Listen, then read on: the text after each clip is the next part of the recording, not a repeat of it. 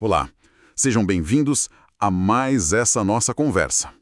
Hoje o papo é sobre um negócio vital para qualquer empresa que quer crescer de verdade. O acolhimento estratégico do cliente. E ó, esquece aquela ideia de ser só simpático, tá? A gente está falando de algo mais profundo, uma abordagem que conecta e que fideliza de verdade. Temos aqui um material bem bacana sobre isso, sabe? Com os fundamentos sólidos, umas técnicas que dá para aplicar. E para mergulhar nesse assunto, tô aqui com uma especialista fera, com tipo 20 anos de experiência aí nas costas, né? Em gestão, marketing, atendimento, até finanças. Uma visão completa, que consegue olhar o cliente por vários ângulos. A ideia aqui é um bate-papo direto, sabe? Mas leve, para a gente desvendar como é que esse acolhimento vira um diferencial estratégico de peso.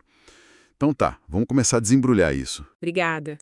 É um prazer estar aqui para falar de um tema tão relevante hoje em dia, porque assim, no cenário atual, né, tudo é muito fácil de copiar, produto, serviço, agora a experiência que a gente oferece, essa sim virou um diferencial que se sustenta, né?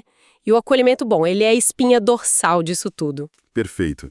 Então, para a gente começar, por que acolher vai tão além de, sei lá, ter boas maneiras? O material que a gente analisou, ele com certeza dá umas pistas desse impacto mais estratégico, né? O que ele mais destaca, assim, de ganho para um negócio que investe nisso de verdade? Olha, o material aponta uns pilares bem cruciais. O primeiro, acho, é a construção de confiança. E veja bem, não é só ser honesto, tá? É demonstrar respeito, é empatia ativa mesmo. O material até sugere que isso diminui bastante a resistência inicial que o cliente possa ter. O que isso significa na prática? Menos retrabalho, sabe? Menos gente desistindo da compra online no meio do caminho, por exemplo. A confiança acelera tudo e diminui os custos que a gente nem vê. Interessante. O segundo ponto forte que ele traz é a criação de um vínculo emocional. O acolhimento, quando é bem feito, segundo essa análise, ele pega um comprador ocasional e transforma num defensor da marca, sabe? Essa conexão ela vai além da lógica do preço. É o que faz a pessoa voltar mesmo que o concorrente ali do lado dê um descontinho um pouco maior. O material até cita uns casos onde essa percepção de valor que vem do acolhimento, ela pesou mais que o preço na hora da decisão. Faz sentido. Terceiro, a diferenciação competitiva. Né, mercado saturado, produto tudo parecido, a experiência vira o campo de batalha. O material argumenta que um acolhimento, assim, excepcional, ele pode até justificar um preço um pouco mais alto, por quê? Porque o cliente percebe um valor que vai além do produto, sabe?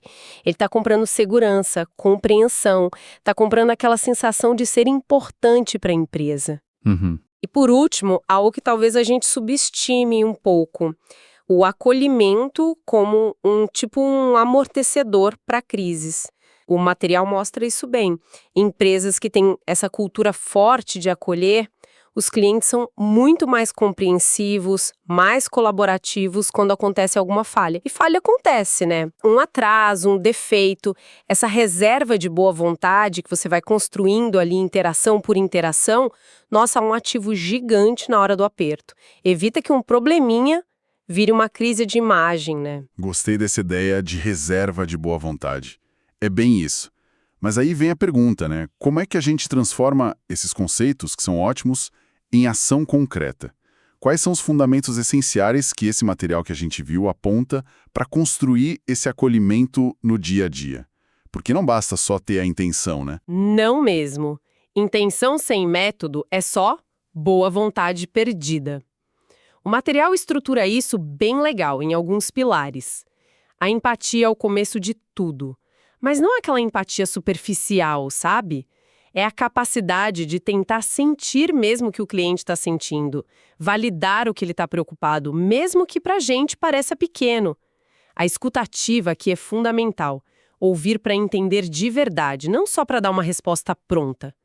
Tem um exemplo no material que eu achei ótimo. Um atendente, percebendo frustração na voz do cliente por um problema que já tinha acontecido antes, ele começou dizendo: "Nossa, imagino como deve ser desgastante passar por isso de novo, sabe? Antes mesmo de dar a solução." Isso já muda o clima da conversa. Total. E imagino que a personalização venha logo aí, né? Tratar cada um como único. Parece chave. Mas como fazer isso? Sem parecer forçado e conseguindo aplicar para todo mundo. Exato, a personalização é crucial. E o material reforça, não é só usar o nome da pessoa, é você adaptar o tom de voz, é usar alguma informação do histórico dela, claro, se tiver e fizer sentido, para mostrar que a empresa reconhece ela. São coisas pequenas, tipo lembrar uma preferência ou de um problema antigo que já foi resolvido. Sobre a escala, bom, a tecnologia ajuda muito hoje, né? Mas o ponto-chave, segundo o material, é treinar a equipe para buscar essas oportunidades de personalizar, mesmo que seja numa interação rápida. Outro pilar forte é a transparência. Ser super honesto sobre prazos, sobre limite, o que dá e o que não dá para fazer. E, o que é crucial, sempre que tiver uma notícia ruim, um atraso, um produto que acabou, já chega com uma ou duas alternativas na mão. Isso já vira a chave da frustração para a colaboração. E isso deve conectar com a proatividade que você mencionou antes. Ser transparente quando perguntam é bom, mas ser proativo é ainda melhor, certo? Exatamente. A proatividade é um diferencial, assim, enorme que o material destaca. É você antecipar a necessidade ou problema, é ligar para avisar de um possível atraso antes que o cliente sequer pense em reclamar, é oferecer uma solução para algo que ele talvez nem tenha percebido direito ainda. Isso mostra um nível de cuidado que, nossa, impressiona. E tudo isso tem que ser amarrado com a comunicação clara, né? E com reforço positivo. Linguagem simples, sem aquele jargão técnico que ninguém entende. Validar o cliente com frases tipo, entendo a sua preocupação, ou obrigado por trazer isso pra gente, vamos resolver. O material sugere que validar assim já desarma qualquer defesa. Falando em comunicação, o material cita rapport. Como é que se cria essa sintonia de um jeito que não pareça falso? Sim, rapport é essa conexão mais sutil. O material descreve como você se adapta ao ritmo, ao estilo do cliente. Se ele é direto, seja direto. Se ele gosta de detalhe, dá detalhe. É tipo um espelhamento leve, sabe? De linguagem, de energia. Não é fingir ser outra pessoa, mas ajustar a comunicação para facilitar a ponte. E claro, né? O ponto final de tudo isso tem que ser a ação concreta, a solução.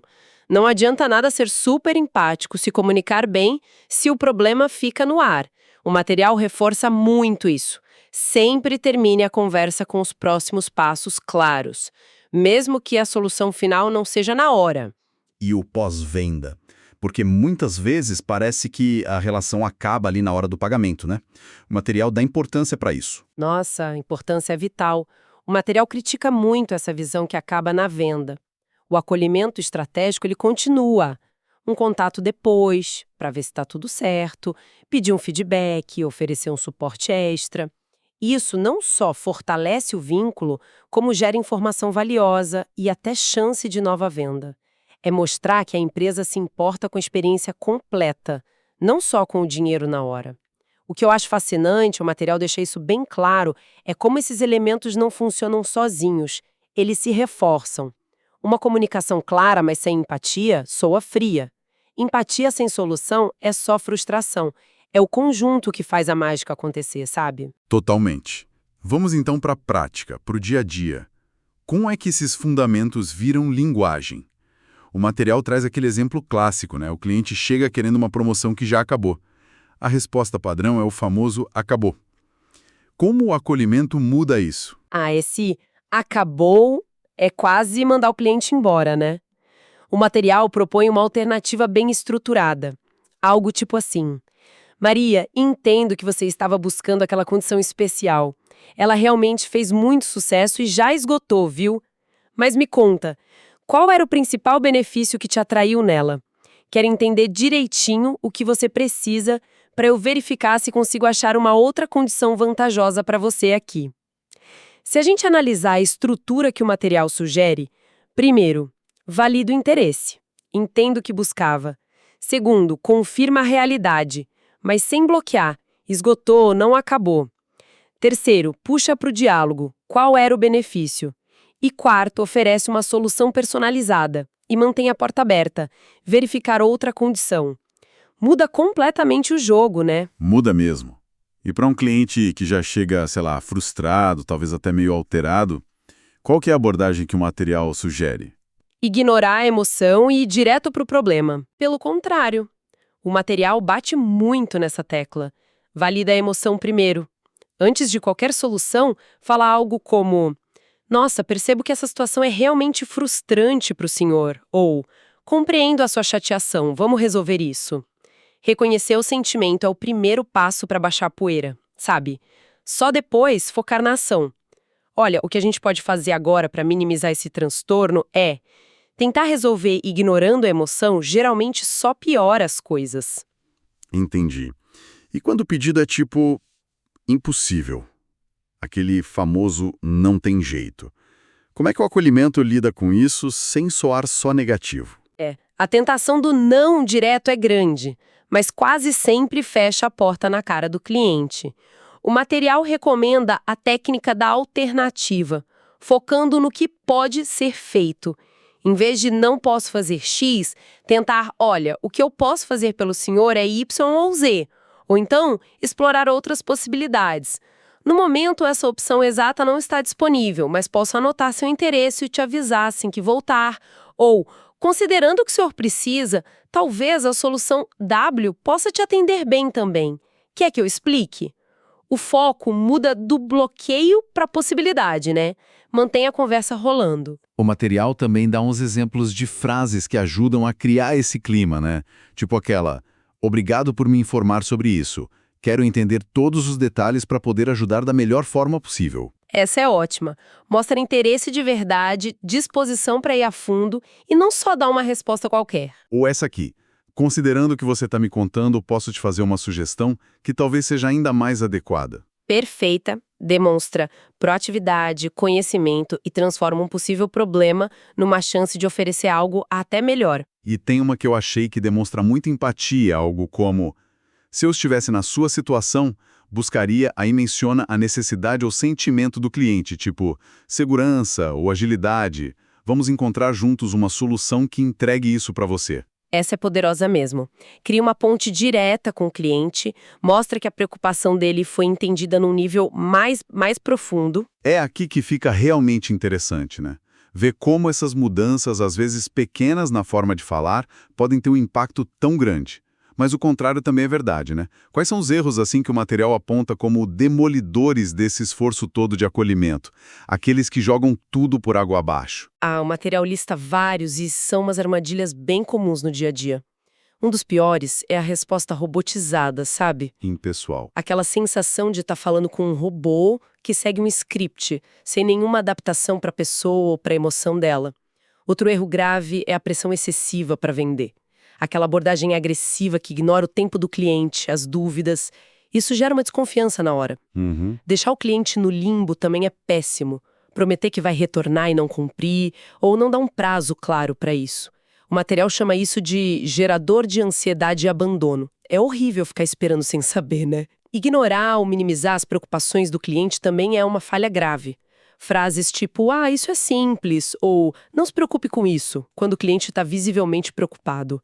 Isso invalida o que ele está sentindo e quebra a confiança na hora. Complicado. O uso de jargão técnico sem explicar direito também é um erro que o material destaca. Faz o cliente se sentir meio, sei lá, por fora ou ignorante. E, claro, a negligência no pós-venda, que a gente já falou. Aquela sensação de ser descartado depois da compra é muito negativa, anula todo o esforço que foi feito antes.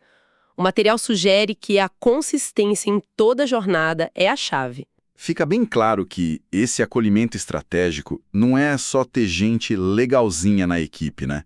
Precisa fazer parte da estrutura da empresa mesmo, certo? O material fala sobre como organizar isso. Como sair só do discurso e ir para a prática na organização. Exatamente, não pode depender só da boa vontade de um ou outro. O material reforça muito a necessidade de ter um sistema. Primeiro, treinamento consistente. Não é um evento isolado, sabe? É um processo contínuo que ensine não só as técnicas, mas a mentalidade por trás do acolhimento. Segundo, e talvez o mais importante, uma cultura na empresa que valorize o cliente de verdade. E isso tem que começar lá de cima. A liderança tem que dar o exemplo e cobrar essa postura. Certo. Terceiro, ferramenta adequada. Um bom sistema de CRM, né? Para ter o histórico, o contexto do cliente. Canais de comunicação que se falam para a experiência ser fluida. Quarto, métricas claras para acompanhar. O material cita o NPS, que mede a lealdade, né? Se o cliente indicaria a empresa. E o CE7, que mede a satisfação com aquela interação específica. Além das métricas internas, tipo tempo de resposta, resolução no primeiro contato. Aquilo, né? O que não se mede, não se gerencia. Faz sentido. Quinto, um ciclo de feedback e melhoria contínua. Tem que coletar o feedback do cliente ativamente, analisar, ver onde estão os pontos fracos, seja no processo, seja no treinamento, e ajustar. E, por fim, tem uns protocolos claros para situações comuns e também para as exceções. O que fazer quando a promoção acaba, como tratar uma reclamação mais séria. Ter diretrizes ajuda a equipe a agir com mais confiança, com consistência, mesmo sob pressão, e sempre buscando alternativa acolhedora. Essa estrutura toda parece bem robusta, mas a aplicação disso, ela muda muito de um setor para outro? O material dá exemplos de como adaptar esse acolhimento? Sim, o material argumenta que os princípios básicos, empatia, transparência, etc., eles são universais, mas a roupagem do acolhimento, digamos assim, precisa se adaptar ao contexto emocional, às expectativas de cada tipo de negócio. Por exemplo, o material detalha o caso de uma clínica estética. Lá o acolhimento mexe direto com a autoestima da pessoa, com inseguranças. Então a escuta tem que ser ainda mais sensível, a comunicação tem que reforçar a confiança, segurança no procedimento. O acolhimento não é só sobre o serviço, é sobre o bem-estar emocional ali. Entendi. Outro exemplo bem diferente que o material traz é uma loja de doces artesanais. O contexto é outro. É celebração, é presente, afeto, memória. O acolhimento aqui pode focar mais na personalização da embalagem, em contar a história por trás daquele doce, em criar uma experiência que remeta a carinho, a momentos especiais. Gestos pequenos, tipo um bilhetinho escrito à mão, podem ter um impacto gigante nesse contexto. A essência é a mesma, sabe? Fazer o cliente se sentir valorizado. Mas a forma de expressar isso muda. Entendi. Então, não é um tamanho único. Precisa entender o que o cliente busca emocionalmente naquele contexto específico. Seja segurança e saúde numa clínica, ou celebração e afeto numa doceria, ou, sei lá, eficiência e parceria num negócio B2B. Exatamente, o material reforça isso. A chave é entender a dor ou o desejo principal do cliente naquele segmento e alinhar a estratégia de acolhimento com isso. Mas a base de respeito, escuta ativa, busca por solução, essa não muda. Então, se a gente pudesse resumir a grande mensagem do material para quem está ouvindo a gente e quer realmente colocar isso em prática, qual seria? Olha, acho que a mensagem central é: parem de ver o atendimento só como um custo ou uma formalidade burocrática. Encarem o acolhimento estratégico como um investimento de altíssimo retorno. É ele que constrói lealdade de verdade, que diferencia a marca onde todo mundo parece igual e que cria aquela base de clientes forte, resiliente, que sustenta o negócio no longo prazo. Cada interação é uma chance de fortalecer essa base. Pensando nisso tudo, fica aqui uma reflexão para quem nos ouve, né? E se, a partir de amanhã, cada ponto de contato com o cliente fosse encarado não como uma obrigação chata, mas como a principal oportunidade do dia para construir um relacionamento genuíno, para demonstrar com ações concretas que aquele cliente realmente importa para um negócio? Qual seria o impacto disso em 6 meses? Em 1 ano? Fica aí para pensar. Bom, recapitulando rapidinho nossa conversa, a gente viu que acolher o cliente é muito mais que ser educado, né? É pura estratégia, gera confiança, cria laço emocional, diferencia no mercado e ainda protege em momentos de crise. Exploramos os fundamentos essenciais, desde a empatia ativa até aquele pós-venda cuidadoso. Vimos técnicas de linguagem que abrem portas, os erros comuns que fecham e a importância gigante de estruturar tudo isso na cultura e nos processos da empresa, sempre adaptando para o contexto de cada setor. E o reforço final é esse mesmo. O acolhimento, quando ele é genuíno, quando é bem executado, ele cria conexões humanas de verdade. E no fim do dia, são essas conexões que fazem um negócio ser não apenas lucrativo, mas também significativo, duradouro. Para quem percebeu o potencial disso tudo, mas talvez se sinta meio desafiado sobre por onde começar, o como acelerar a implementação, os resultados, existe um caminho com apoio prático, tá? A mentoria Marketing para Negócios foi desenhada justamente para isso, para ajudar a revisar os atendimentos atuais, a desenvolver scripts e abordagens que sejam acolhedoras de verdade, a treinar as equipes e a estruturar os processos para que o cliente se sinta sempre cuidado, sempre valorizado. Quem quiser entender como essa mentoria pode se aplicar na realidade específica do seu negócio, pode buscar mais informações, pode conversar diretamente pelo WhatsApp 17 99709 0062. O DDD é 17, tá? 99709 0062. Foi uma conversa extremamente rica, muito prática, muito obrigado mesmo pela sua participação, por compartilhar tanto conhecimento aqui com a gente. E agradecemos a todos que dedicaram seu tempo a esta nossa análise. Esperamos que saiam daqui com ideias, com inspiração para fortalecer ainda mais o relacionamento com seus clientes. Até a próxima!